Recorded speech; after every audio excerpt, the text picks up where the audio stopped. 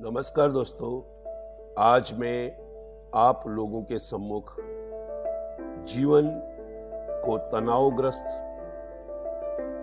और डिप्रेशन मुक्त जीवन हम कैसे जिए इसके बारे में आपको इस वीडियो से अवगत करा रहा हूं।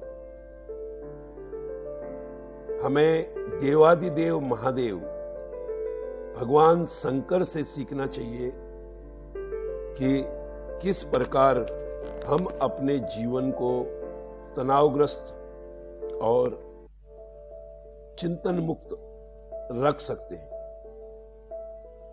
क्योंकि इस संसार में भगवान शंकर देवादिदेव भोलेनाथ उनके अलावा शायद कोई भी अन्य इतना तनावग्रस्त जीवन नहीं जिया होगा। मैं आपको कुछ उदाहरण देता हूं जिससे आप समझ पाएंगे कि भगवान शंकर किस तरह अपने जीवन में तनाव का प्रबंधन करते होंगे।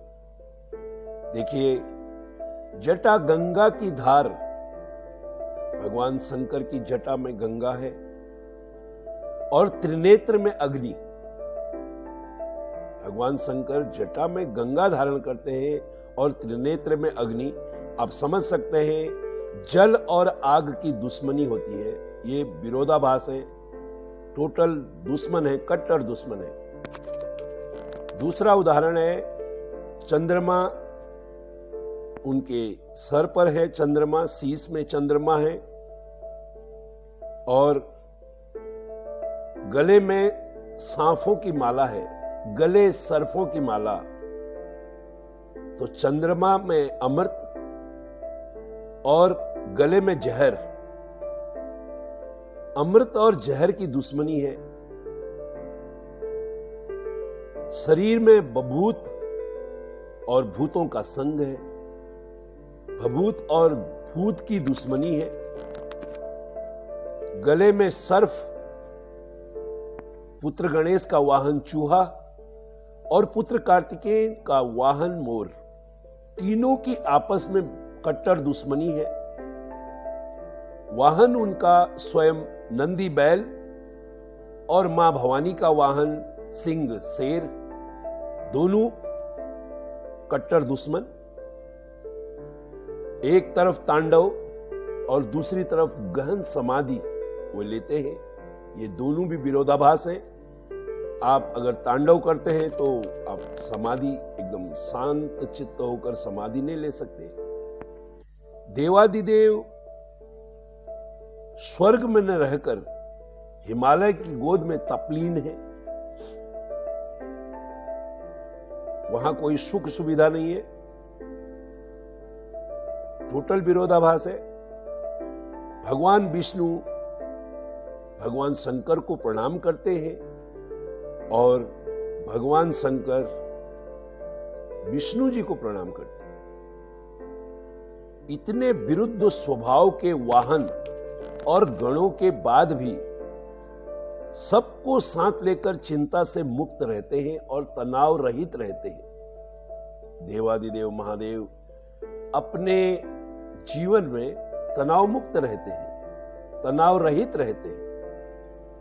और हम लोग विपरीत स्वभाव वाले, अब हमारे जीवन में जो विपरीत स्वभाव आते हैं हमारे दैनिक जीवन में, वो है सास बहू, दामाद ससुर, बाप बेटे, मां बेटी, भाई बहन, ननद भाभी इत्यादि की नोकझोंक में तनावग्रस्त हो जाते हैं।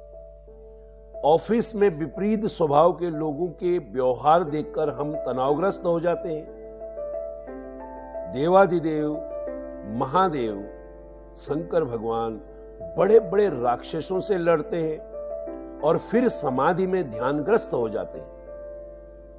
हम छोटी छोटी समस्या में उलझे रहते हैं और हमें नींद तक नहीं आती है। युग निर्माण में आने वाली कठिनाइयों से डर जाते हैं। संगठित विपरीत स्वभाव वाले एक उद्देश्य के लिए रह नहीं पाते। भगवान शंकर की तो हम पूजा जिंदगी भर करते हैं, पर उनके गुणों को धारण नहीं करते। देखिए, जब कुएं में बाल्टी उतरती है तो उसे झुकना पड़ता है। जब वो झुकती है, झुकने के बाद भरकर ही बाहर निकलती है। जीवन भी हमारा कुछ ऐसा ही है। जो झुकता है वो अवश्य कुछ न कुछ लेकर ही उठता है। यही जिंदगी है साथियों। जिंदगी एक किताब की तरह है। अगले पन्नों पर क्या होगा ये हमें पता नहीं, और पिछले पन्नों को हम पढ़ तो नहीं सकते हैं, पर उन्हें बदल भी नहीं सकते। अपनों के लिए चिंता हृदय में होती है, शब्दों में नहीं, और अपनों के लिए गुस्सा शब्दों में होता है, हृदय में नहीं। बस यही एक अटूट प्रेम की परिभाषा है। दर्द कितने भी हो दिल में, हमें हमेशा मुस्कुराते रहना चाहिए। अगर जो गिरा एक आंसू तो तमाशा हो जाएगा। पूछने वाले कम मिलेंगे, वजह पूछने वालों का अंबार लग जाएगा।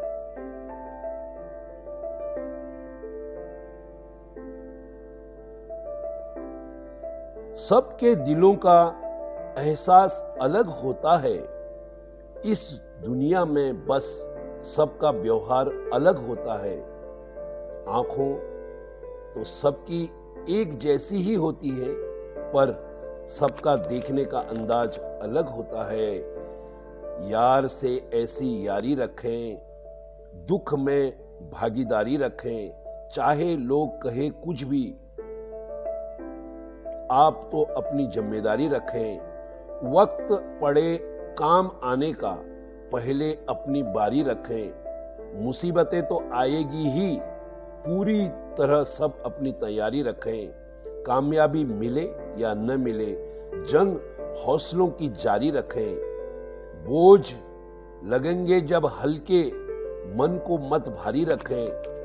मन जीता तो जग जीता, कायम अपनी खुददारी रखें।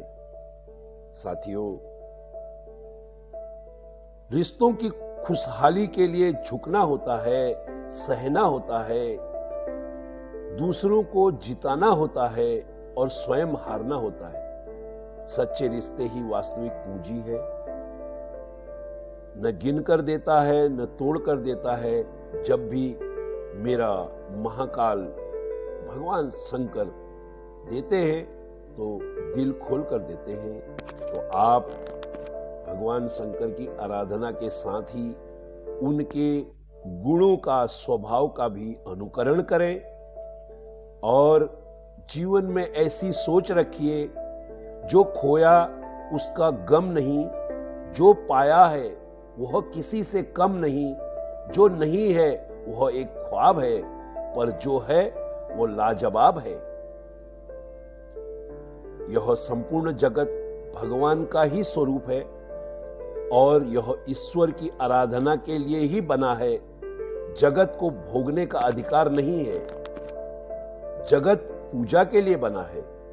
खामोश रिश्तों को समय रहते आवाज दे दो। लंबी खामोशी रिश्तों को बहरा बना देती है। अपना पूरा जीवन देकर पेड़ों को तो पानी बड़ा करता है, इसीलिए शायद लकड़ी कभी पानी को डूबने नहीं देती। साथियों, हमारे माँ बाप भी कुछ ऐसा ही सिद्धांत पर जीते हैं। वो अपना जीवन को दांव पर लगाकर हमारा लालन पोषण करके हमें बड़ा करते हैं, और हमारे जीवन में केवल खुशी देखते हैं। खुशियों के लिए साधन नहीं, हमें संतोष की जरूरत होती है। जो खुश नहीं होना चाहते उन्हें कोई खुश नहीं कर सकता है, और जो खुश रहने का हुनर जानते हैं उन्हें कोई खुश रहने से रोक नहीं सकता है। जय शंभू महादेव। हर हर महादेव।